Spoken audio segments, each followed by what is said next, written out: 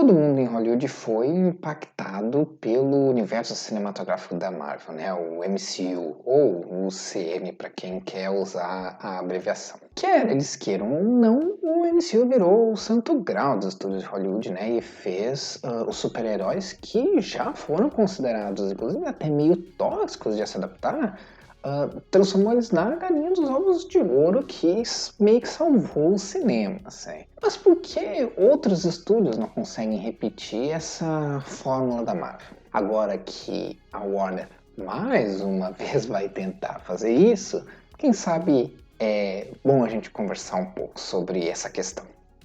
Depois da vinheta.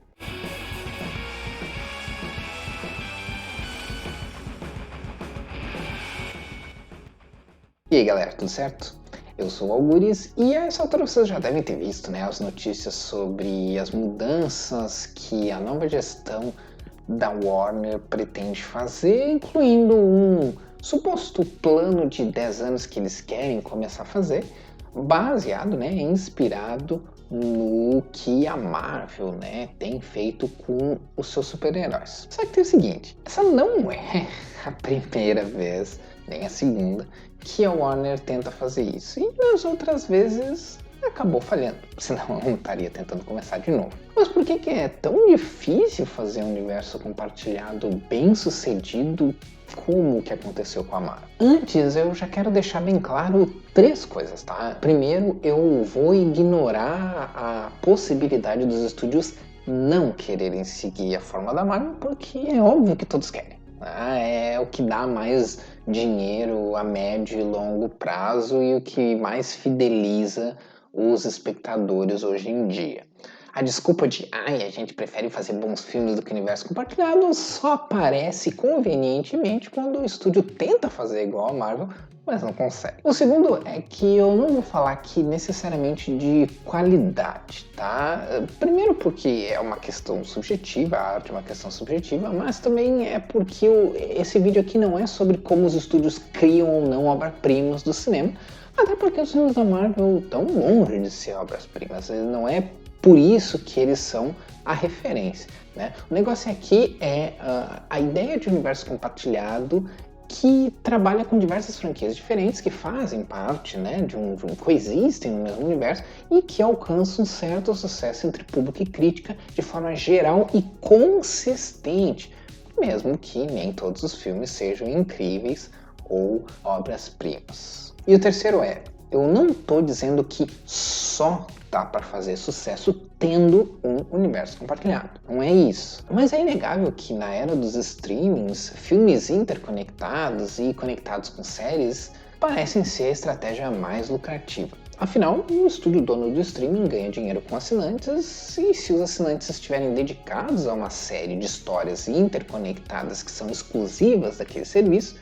as chances são muito maiores deles permanecerem, né, nesse serviço. Porque não é só ser assinante de um Disney Plus ou de um HBO Max da vida, né? Os estúdios eles têm que garantir que uma vez que a pessoa assina, ela continue no serviço, né? Não adianta nada milhões assinarem o HBO Max de uma vez só para assistir The Batman, por exemplo, porque assim que eles assinarem e por acaso acabarem não achando mais nada de interessante, eles vão pular fora em peso, né? E esse é, na verdade, um fenômeno muito comum, especialmente nos Estados Unidos, que os serviços de streaming têm tentado encontrar formas de evitar. E a melhor maneira de garantir que o assinante se mantenha no serviço é criar uma série de histórias que tenham uma certa conexão, eles não precisam ser necessariamente fortemente conectados, mas que tenham uma certa conexão, e que faça a pessoa sentir que está acompanhando uma longa série de TV, com personagens que se mantêm relativamente consistentes, pulando de um produto para outro,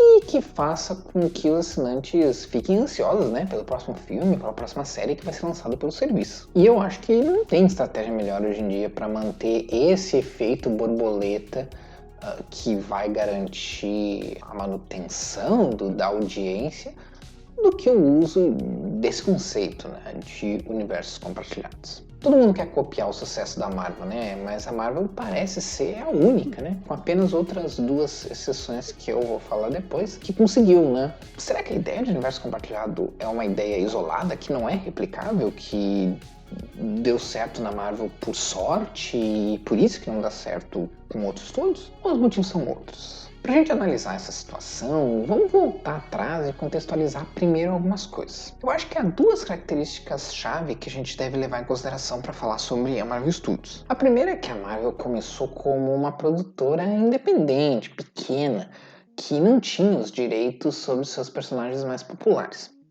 Então, meio que a única opção deles era arriscar bem na base do tudo ou nada, assim, né? Até porque eles não tinham muito a perder, né? A Marvel Studios ela só foi comprada pela Disney depois que eles já tinham lançado alguns filmes e já tinham um moderado sucesso e já estavam relativamente consistentes na sua trajetória, né? A outra é que o MCU ele não nasceu perfeito. Se vocês pesquisarem os bastidores, né, sobre os bastidores do primeiro Homem de Ferro, vão ver que a produção foi uma bagunça, foi um verdadeiro Frankenstein, quase no nível da Liga da Justiça. A diferença é que o Homem de Ferro saiu bom, diferente da Liga. Essas características elas são importantes, tá? Porque se relacionam ao que eu acredito serem os motivos pelos quais outros estúdios falham no que a Marvel teve sucesso. Um desses estúdios foi a Warner, né? Claro que desde os anos 70 possui todo o catálogo de personagens do universo DC para si. E o que me deixa perplexo é o fato de que a Warner poderia ter saído na frente. Ela poderia ter tido essa ideia primeiro de ter feito o universo compartilhado décadas antes da Marvel. Mas não fez. Enfim, não só não fez antes, como não conseguiu fazer depois também, pelo menos por enquanto. O tal do Snyderverso não deu certo, embora alguns fanáticos, né, da seita que é ser fã do Zack Snyder acreditem. E embora a Warner tenha anunciado, né, agora recentemente que quer ter um plano, que tá pensando em criar um plano de 10 anos no estilo Marvel, não dá pra saber se eles vão ser bem sucedidos, né? Até porque o problema não é querer fazer como a Marvel, todo mundo quer fazer como a Marvel, né? O problema é conseguir ir até o fim e alcançar os resultados esperados. A Warner é o exemplo mais óbvio, né? Por ter também um universo de super-heróis análogo ao da Marvel, mas no cinema não é o único, né? A Sony há anos tenta criar um Spider-Verse, né? Um Aranha-Verso, com os personagens que tem, que basicamente são os personagens do universo do Homem-Aranha, né? Que é o que o estúdio, a única coisa, né, que o estúdio tem os direitos para fazer filme, né? No momento de gravar esse vídeo, a Sony tem planejado filmes do Kraven, né, que já está sendo filmado, da Madame Teia, que também já está sendo filmada, e de um personagem super obscuro chamado Elmer. Mas essa não é também a primeira vez que a Sony anuncia filmes baseados em personagens do Homem-Aranha a rodo, e eles acabam não vingando. Então, né, ainda temos que ver o que vai rolar. Mas a Sony tem alguns problemas que são bem específicos da situação dela. Primeiro é que o único personagem conhecido que ela tem direito é o Homem-Aranha, que para sorte deles é muito popular, né? Talvez o personagem mais popular da Marvel, né?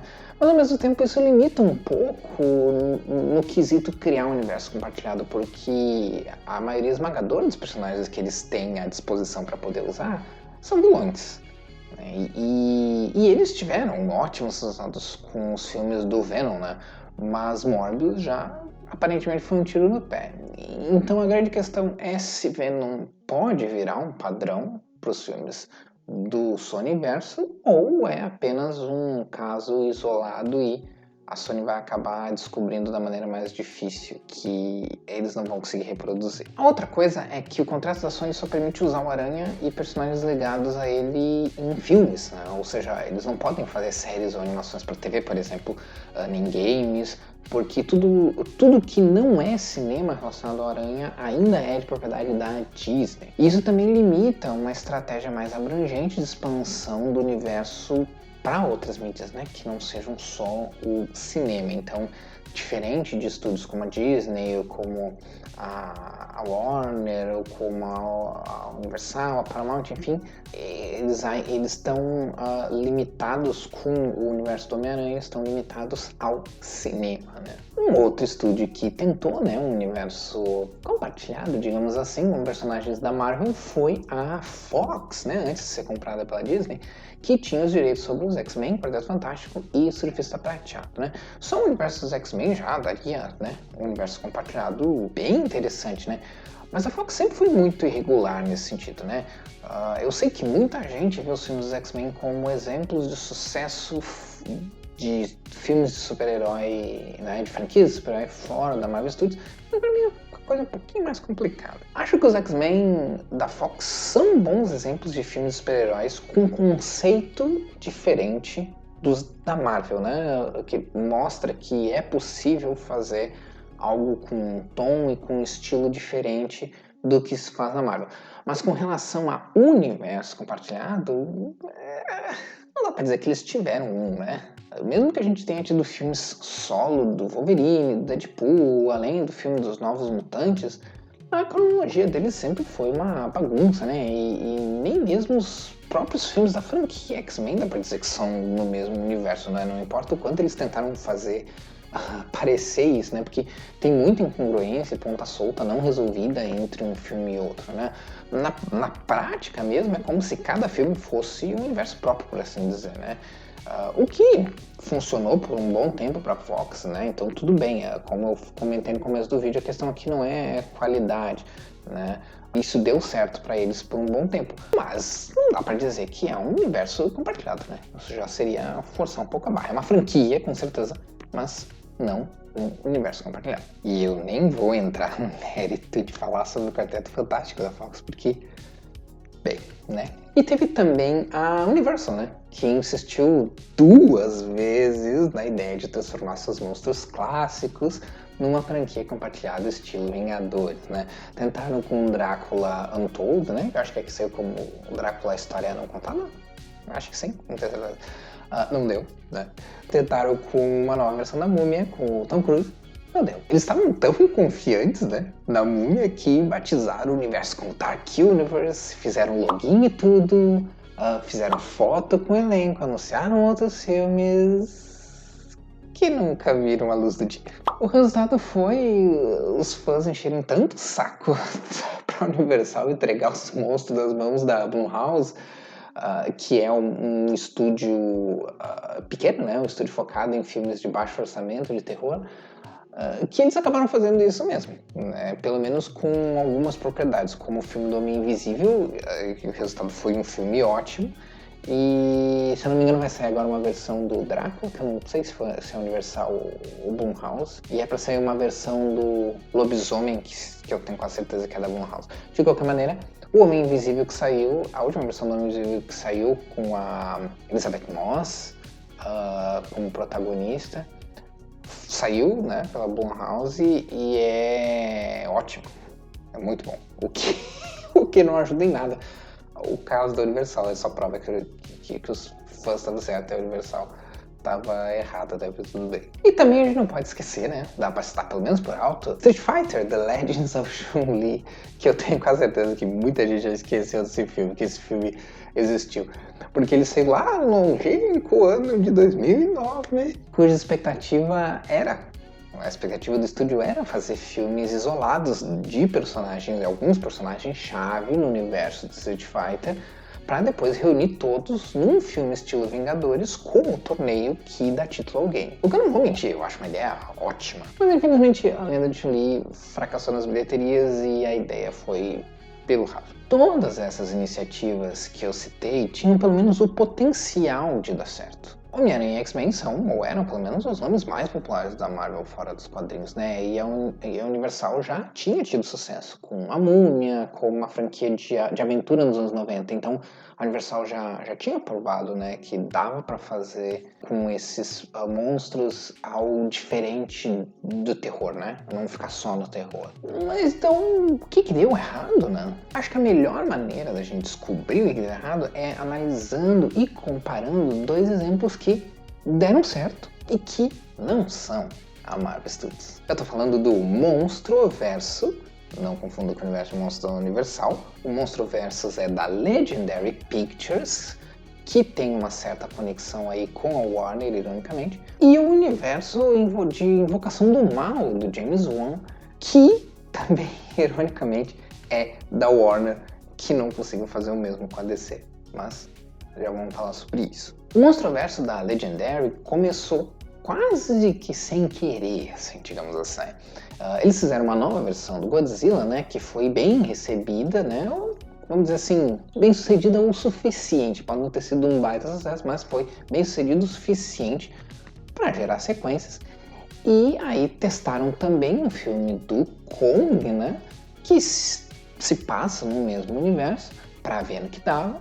Também deu certo e seguiram a partir daí. Mas por que deu certo? Para mim, a Legendary fez 3 coisas que a Marvel Studios fez e que foram completamente ignoradas por aqueles estúdios que fracassaram nas suas tentativas respectivas. Uma delas é construir no seu tempo. Muita gente esquece que o MCU não nasceu pronto e que o sucesso dessas franquias com o universo compartilhado só veio com Vingadores em 2012. Antes disso, teve outros 4 filmes de 4 personagens diferentes que, apesar de se passarem no mesmo universo, por assim dizer, contam histórias fechadas que não dependem de ter assistido os outros filmes. Se a gente for parar pra pensar, nem mesmo o primeiro Vingadores depende tanto assim que o espectador tenha visto os outros filmes. E a Legendary fez algo parecido com os seus filmes, né? Eles só falaram de um possível Monsterverso depois do sucesso do primeiro Godzilla, um filme contido em si mesmo. Aí eles testaram colocar algumas referências ali no Kong, a Ilha da Caveira, que não sobrecarregaram o filme, inclusive a grande referência que conecta tudo é mais uma cena pós-crédito, na real. Né? Então o filme se manteve basicamente autocontido e eles foram evoluindo a partir daí. E outra coisa que eu talvez ache mais fundamental e talvez a mais ignorada pelos outros é que a Legendary não fez igual a Marvel Studios no sentido de querer copiar ipsis literis. O que ela fez foi adaptar o conceito do universo compartilhado, entendendo as particularidades dos personagens do seu universo. A Legendary sabe que desde os tempos imemoriais, tudo que os fãs dessas franquias queriam era uma coisa só. Ver um monte de monstro brigando, né? E, se possível, colocar Godzilla e o Kong pra lutar entre si. Tá, são várias coisas, não uma coisa só. São, né, basicamente a mesma coisa. O que a gente quer é um universo de versus, né? De um monstro contra o outro. E foi isso o que, sabiamente, a Legendary fez. Ela girou toda a construção do universo em torno da inevitabilidade de um confronto entre os dois personagens chaves desse universo. No caso, Godzilla e o Kong. Agora, claro, o negócio é ver se eles têm bala na agulha suficiente para seguir com esse universo depois de ter entregado tudo que os fãs queriam, né? E a gente vai ver isso logo porque a sequência do Godzilla contra o Kong já está sendo filmada nesse momento. Então. Por último, e não menos importante, a Legendary foi capaz de aprender com os erros. Muita gente vê a Marvel Studios como essa força genial, que só tem ideias e filmes foda. Não é bem assim. Não só o MCU não é tão bem planejado como muita gente pensa, como eles apanharam muito para chegar onde chegaram, né? O Hulk, o Homem de Ferro 2, Thor Mundo Sombrio são os melhores exemplos, né? E de último eu ainda colocaria a Doutor Estranho no Multiverso da Loucura e Thor Amor e Trovão nesse saco dos filmes que definitivamente não funcionaram. A Marvel não é a prova de falhas, né? Mas o estúdio parece ter uma característica bem importante, que é saber corrigir seu curso quando vê que algo deu errado, sem ter que parar tudo ou recomeçar do zero. Algumas correções demoram mais do que as outras, claro, né? Mas essa qualidade de corrigir o curso com o bonde andando sem parar o bonde é fundamental para o sucesso da Marvel. E é algo que a Warner, por exemplo, não tem conseguido fazer para DC. Nesse momento, eles de novo estão falando em fazer um reset, o que eu não estou reclamando, mas é só um comentário. De novo, eles estão falando em fazer um reset, em recomeçar do zero. Mas se cada vez que alguma coisa não der exatamente certo do jeito que eles queriam, eles pararem tudo e começar de novo, eles nunca vão conseguir ter o que a Marvel teve, porque o grande sucesso da Marvel nesse caso foi se atropelando, mas ela se comprometeu com o conceito. Elas acreditavam no conceito, e eu acho que também essa é outra coisa fundamental. Não é só fazer isso porque dá dinheiro. É óbvio que todo estúdio quer fazer isso porque dá dinheiro. Esse é o mínimo. A questão é, além de ganhar dinheiro, o que mais que é importante aqui? E no caso da Marvel, eles realmente acreditavam no conceito. Não era uma coisa do tipo, nós vamos fazer isso porque dá dinheiro. Nós vamos fazer isso porque nós acreditamos que esse é um conceito que funciona. E por causa disso, a gente pode gerar renda e gerar lucro com isso. E isso é uma coisa que parece que a Warner segue falhando em entender. Mas a Legendary, que é parceira, na verdade, da Warner, foi capaz disso também. Um exemplo óbvio é que foi capaz de mudar com os erros, né? Um exemplo óbvio é que a principal reclamação do primeiro Godzilla é que o monstro aparecia pouco, né? E ele aparece mais assim só pro final, né? Na continuação Godzilla Rei dos Monstros, Godzilla aparece nos primeiros segundos de filme, ou seja, lição claramente aprendida, né? Eles ainda têm a insistência de ficar dando importância pros personagens humanos, que todo mundo tá pouco se lixando, porque os caras a gente só quer ver os monstros se pegar, mas enfim, né? Talvez eles aprendam com o tempo. Como eu disse, a própria Marvel tem coisas que eles demoraram bastante também para corrigir. Aí algumas coisas que eles ainda se atropelam. E falando da Warner, é muito curioso que eles sejam tão ruins em manter uma coisa nos filmes da DC, quando na área do terror eles têm tido um grande sucesso, né? Com o Invocação do Mal-Verso, né? Capitaneados pelo James Wan, né, que é o diretor também do Aquaman e do Aquaman o Reino Perdido, que é para sair o ano que vem, né? O One-Verso, né, que lá nos Estados Unidos é chamado de Conjuring Verso, né, porque os filmes da Invocação do Mal têm o título de The Conjuring, né, no original, traz principalmente a franquia Annabelle e a própria Invocação do Mal, né, e tem expandido para outros filmes dentro desse mesmo universo aí com muito sucesso, na verdade, né. E nesse universo a gente tem algumas características que a Warner poderia tomar nota para o universo DC, mesmo que sejam conceitos bem e tons, né, bem diferentes. Uma das coisas interessantes do universo do James Wan é que ele trabalhou com algo que raramente é aproveitado em universos compartilhados, que é a possibilidade de explorar diferentes épocas. Mesmo a Marvel, que teve filmes passados nos anos 40, anos 90, e teve também o filme da Viúva Negra, que é um prequel, sempre teve um foco maior em fazer o seu universo ser um contínuo presente, né? Ter uma certa linearidade no presente, abordando o passado da MCU só de forma assim pontual em filmes específicos. Mas como as franquias do Universo são relativamente independentes, elas não seguem tipo assim uma única narrativa ou um ponto onde elas têm que chegar, mesmo que elas compartilhem o mesmo universo, você pode fazer prequels, sequências, spin-offs, baseados, né, passados em qualquer época, né? E isso traz uma liberdade criativa bem interessante e destaca essa empreitada de outras semelhantes, né? A Fox podia ter aproveitado isso com os X-Men e feito filmes solos dos personagens em épocas diferentes, né? E até mesmo filmes solos passados em futuros alternativos, como o do Dias de um Futuro Esquecido, né? Mas ao invés disso, eles decidiram rebootar a franquia com um gimmick totalmente desnecessário de pular década a década cada filme e forçar o filme de um Dias de um Futuro Esquecido em duas versões da franquia que são incompatíveis, na verdade, né? Mas eles simplesmente fingiram que não era e seguiram o baile. Não tô dizendo que o filme em si é ruim, né? Mas não acredito que seja coincidência que depois deles os filmes dos X-Men definharam até morrer, né? E isso a gente tá falando antes mesmo da Fox ser comprada pela Disney, né? O One-Verso também tem uma vantagem econômica muito importante, né? Ele consegue fazer filmes dentro de orçamentos muito modestos, né? Como 15, 20, 40 milhões, modestos, claro, em comparação com os grandes blockbusters, né? E eu acho que isso é um ótimo estudo de caso para outros estúdios, né?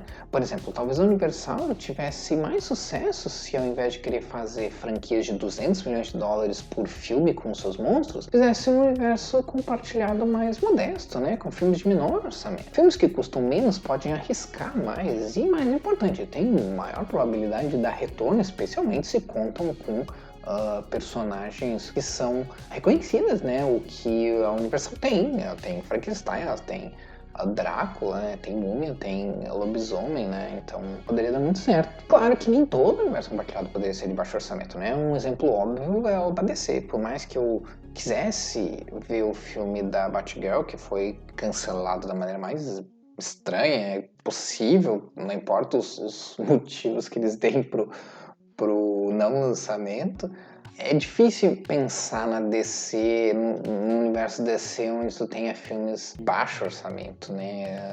Porque é necessário manter uma certa coesão conceitual entre os filmes que vão sair no cinema e filmes que iriam sair no HBO Max. Agora não vai sair nenhum filme da DC, só direto pro HBO Max, mas seria necessário existir uma certa coerência, e a questão do orçamento nesse caso aí é importante, porque define como vai ser o visual, define como que vai ser escrito, define como que vai ser definido os uniformes, o tipo de material que vai ser usado, mais caros, mais baratos. Então não parece, mas o orçamento faz muita diferença na questão estética. Existir uma estética que possa ser reconhecível entre diferentes filmes. Né? Então, talvez a questão de fazer filmes de baixo orçamento não funcione com a DC, né? Mas é uma forma de mostrar, né, o One Verso, né, o Conjuring Verso, é uma forma de mostrar como dá para pensar fora da caixa e dá para adaptar esse conceito dos universos compartilhados às necessidades da história que você quer contar, daquele universo em particular, né? E não o contrário, não tentar forçar o que um outro universo fez num universo que tem características completamente diferentes, né? E por mais que a DC seja, talvez, de todas essas tentativas de universo compartilhado, a DC seja a mais análoga à Marvel, por ser também super-heróis, eu não sei se tentar copiar ipsis literis também é a melhor estratégia. Eu acho que teria que se fazer um bom estudo, inclusive eu fiz até um texto enorme sobre isso, um bom estudo sobre o que vem dos quadrinhos que diferencia a DC da Marvel e que poderia ser usado como a base para a construção de um universo. Mas eu estou divagando aqui, o vídeo não é só sobre DC. Então, o MCU é uma raridade? Por enquanto é. Um lance de sorte? Um pouco. É só o MCU que dá certo? Duvido. Aí o Monstro-Verso e o Conjuring-Verso provam que não é bem assim. Claro que existem muitos fatores que podem contribuir com o fracasso de uma franquia, né? Por exemplo, talvez nem todo personagem e nem toda franquia se encaixe nesse conceito de universo compartilhado. Talvez tem franquias que possam funcionar muito bem como uma franquia linear, mas que não exista muito suco para tirar e se espalhar por vários spin-offs e coisas assim.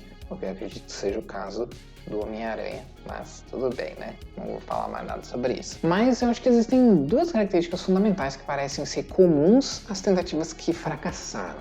Uma delas é colocar a carroça na frente dos bois, né? Querendo ter um universo já pronto sem ter sido construído em primeiro lugar. Eles querem o bônus que o universo compartilhado traz, né? As vantagens que o universo compartilhado traz, sem o ônus, né? Sem o trabalho de construir esse universo no seu devido tempo, ou no devido tempo que as franquias necessitam, né?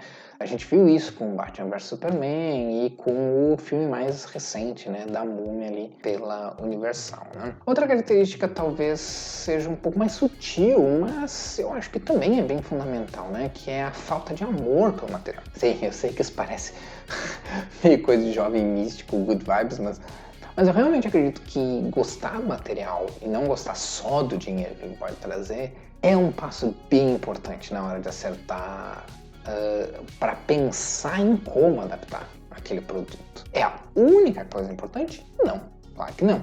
Eu tenho certeza que o Geoff Johns e o Jim Lee amam os personagens da DC e nem eles conseguiram resolver a bagunça que é a Warner com os filmes da editora. Mas, para mim, esse é o primeiro passo para outras características importantes, né? No momento em que você ama algo, é mais provável que você entenda as particularidades que fazem aquele algo funcionar. E é isso que os estúdios deveriam ter como ponto de partida, né? Quais são as particularidades daqueles personagens, daquele universo, suas idiosincrasias, para usar um termo mais chique, né? O que faz aquele universo único em comparação com os outros. É esse tipo de coisa que vai informar o que talvez dê para copiar de outros universos e o que talvez tenha que ser criado a partir do próprio universo que está se criando, né? Porque aí o estúdio vai conseguir ver, né? em que circunstâncias a própria ideia de um universo compartilhado se encaixa ou não. O Monstroverso da Legendary nunca funcionaria sem o conceito de versus, né? Ou seja, de colocar um monstro contra o outro. Tu vai fazer o quê? Vai transformar eles em super-heróis? Só que o universo DC tentou trazer essa ideia de versus para os seus super-heróis e os resultados foram... Você sabe. Não é algo que seja necessariamente facilmente reprodutível, né? Não sei se falei certo, mas não é necessariamente possível de ser reproduzido em qualquer, ou de ser copiado por qualquer universo compartilhado, né? Qualquer franquia, né? Da mesma maneira, o universo de Monstros Universal, que não pode se chamar de Monstroverso, né? Porque a Legendary chegou primeiro. Não precisa necessariamente ser de terror, né? A gente já teve os filmes, já comentei, né? Os filmes da Múmia nos anos 90 que foram bem sucedidos. Mas copiar super-heróis também não vai funcionar, porque simplesmente não é sobre isso que se trata os monstros clássicos. Eles se chamam monstros clássicos. Só isso já devia ser um bom indicativo que super-herói talvez não seja a melhor referência para criar seu universo compartilhado. E talvez você esteja se perguntando se é isso mesmo a resposta, né? Se você, né, que está fazendo esse vídeo aí, que não tem nem 1.000 inscritos, sabe a resposta, daí como é que os estudos não se dão conta disso, né? E essa realmente é uma ótima pergunta, né? Que eu realmente não sei responder. É claro que é mais fácil falar para quem está de fora, né? Mas eu acredito que eu mostrei nesse vídeo aqui diversos exemplos e contra-exemplos o suficiente para montar um caso, digamos assim, né? Talvez pode ser que seja o fato de que muitos desses estúdios antigos, né, a maioria desses estúdios, eles são muito antigos, né? Eles têm uma mentalidade, uma estrutura que talvez hoje já esteja antiquada, já esteja ultrapassada, né? Ainda mais na era do streaming. Daí eles não conseguem realmente entender, eles não conseguem realmente compreender o conceito de universo compartilhado. Eles querem copiar porque eles sabem que dá dinheiro, ou sabem que tem o potencial de dar dinheiro. Mas como eles não conseguem entender, eles não conseguem reproduzir. Pode ser porque eles sejam muito teimosos para aceitar que estão errados. E aí, ao invés de aceitar os erros e ir corrigindo, eles querem ficar fazendo resets. O que é justamente o oposto do que deu certo para a Marvel, né? Então, talvez seja ambos. Talvez tenha outras características que envolvem, talvez tenham características financeiras, talvez tenham características criativas, talvez tenham características jurídicas que a gente não conhece. A única coisa que eu acho que dá pra dizer, né, com esse vídeo, que é resumir com esse vídeo, é que o MCU não é o único exemplo de sucesso. E mais importante, cada exemplo de sucesso além do MCU é uma maneira diferente de fazer o universo compartilhado. E todos saem com bons estudos de caso para qualquer estúdio que quiser se aventurar nesse conceito. Mas é algo que os estúdios têm que estudar. Não adianta só estudar a Marvel, porque talvez o seu universo compartilhado, talvez seja possível fazer um universo compartilhado com seus personagens, com o seu universo, mas talvez a Marvel não seja necessariamente a melhor referência. Falando em universo compartilhado, eu vou dar como dica hoje uma HQ que não é exatamente um universo compartilhado, mas é um universo compartilhado temático, digamos assim. Afterlife with Archie pega os personagens clássicos da Archie Comics, que foram mais recentemente adaptados na série Riverdale, e coloca dentro de um universo de terror. Essa HQ faz parte de um selo chamado Archie Horror, que faz HQs de terror com os personagens da Archie. Como eu disse, eles não são exatamente um universo compartilhado, porque a maioria das histórias elas são isoladas, cada história é um universo diferente. Mas elas têm em comum essa pegada de ser terror com os personagens da Archie e trabalhando elementos comuns do terror e conceitos comuns do terror, né? No caso do Afterlife with Archie, sobre um apocalipse zumbi, né? Mas tem outros que envolvem vampiros, outros que envolvem lobisomens e assim por diante. Para quem conheceu a turma do Archie pela série Riverdale, né, é legal comentar que originalmente eles são personagens mais estilo, assim, Turma da Mônica jovem, na real, né? E por muito tempo eles ficaram assim, por décadas eles ficaram assim. Até que em anos mais recentes a editora começou a usar os personagens em gêneros diferentes. E é dessas iniciativas que foram geradas séries como Riverdale e As Aventuras Sombrias de Sabrina, que também teve uma HQ, né, que foi inspirada por uma HQ com esse nome, né? Essa versão que eu tenho aqui é importada porque quando eu comprei não tinha no Brasil e o dólar era barato. Mas eu tenho quase certeza que tanto Sabrina eu sei que saiu, quanto esse Afterlife with Art saíram por aqui. Eu só não sei dizer o nome que saiu em português, mas eu sei que saiu. E por hoje era isso. Até a próxima!